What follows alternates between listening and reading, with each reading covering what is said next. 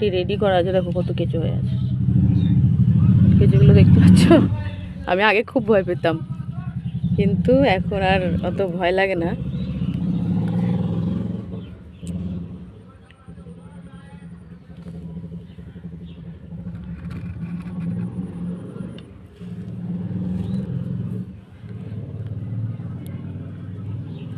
এখন আর এই মানে গাছের কাজ করে করে ভয় লাগে না।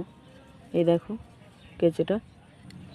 তো আজকে কালকে দুটো গাছ নিয়ে এসেছিলাম, আমি খেয়াল ছিল না তখন, এমনি গেছিলাম তো দুটো, একটা চন্দন গাছ একটা অ্যাভোকাডো। তো এই চন্দন গাছটা শুধু লাগাবো, মাটি রেডি করাই আছে।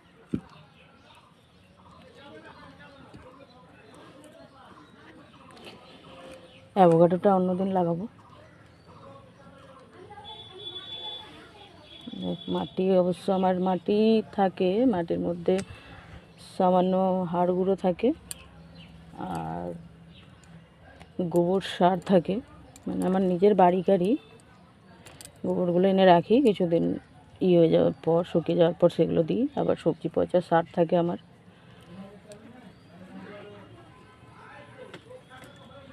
এই যে গোবর শুকিয়ে গেছিলো, আবার ভিজিয়ে ওটা জল দিয়ে দিই, তো বাকিগুলো থেকে যায়। আমি এভাবেই লাগাই, আমার তো কোনো নিয়ম নেই,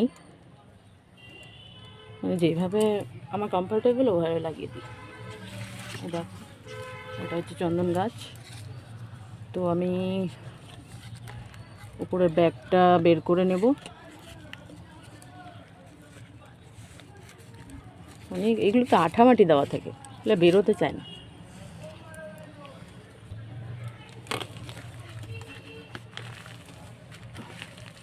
আমি এটা কাটি না কেন বলো তো, কারণ কাটতে গেলে এটা নষ্ট হয়। আর এই ব্যাগগুলোতে আমি আবার এক্সট্রা করে গাছ লাগিয়ে দিই, ছোটো ছোটো গাছগুলো। এই দেখো কি দেওয়া আছে বুঝতে পারছি না, পুরো বালি।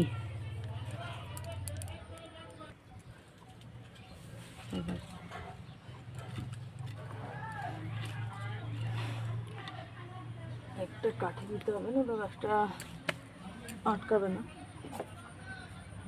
একটা কাঠি তো লাগবেই,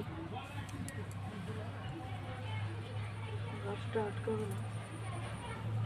আপাতত ছোট একটা দিলাম।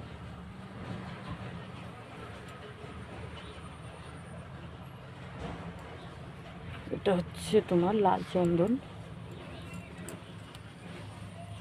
কালকে নিয়ে এসেছি গাছটা, আজকে লাগালাম, লাগিয়ে